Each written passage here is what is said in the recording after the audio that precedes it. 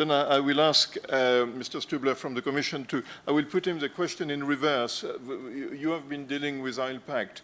Where has it worked? Where has it not worked? If it was to be redone again, what improvement could be made? What would be your criticism and what can be done about it?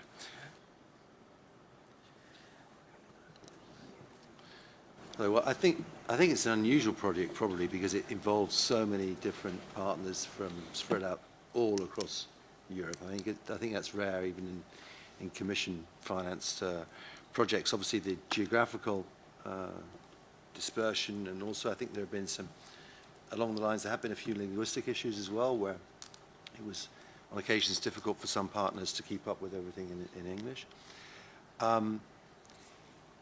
The arrangement that we had, the administrative arrangement that we had, the grant agreement rather, was modified on a number of occasions. The third modification having been the most significant. It gets very difficult to keep up with that. It was very difficult for the partners to get together and through the coordinator and to get what was really needed on the table, and then it had to be revised a few times. It had to be revised a few times, sorry. And I think that took up a lot of valuable time for a number of people involved in the project, particularly the project coordinator and project manager. Yes, potentially also some of the tools that have been developed might have been a little bit too complex, more complex than they actually needed to be, as it's turned out. But overall, I'm quite pleased with it. It's just going back up to what Panos said a few minutes ago. It's good that the partners who were getting a bit behind have actually seemed to have caught up right at the very end. I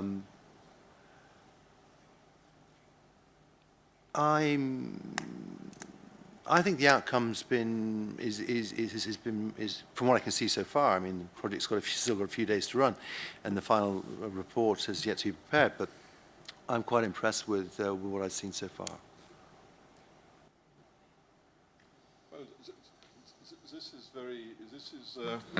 this is very promising. So of course I jump on you immediately and say, okay, well, what chance of getting support in the future to keep going any further? Do you think it is feasible?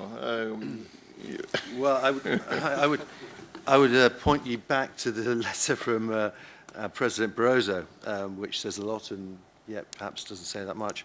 I think it's clear that with DG Energy, we've reached the end of the road. This was a one-off preparatory action. It can't be repeated. And I'm not sure that DG Air really feels perhaps that that this sort of concept fits very well into the overall framework of DG and Air policy. I mean,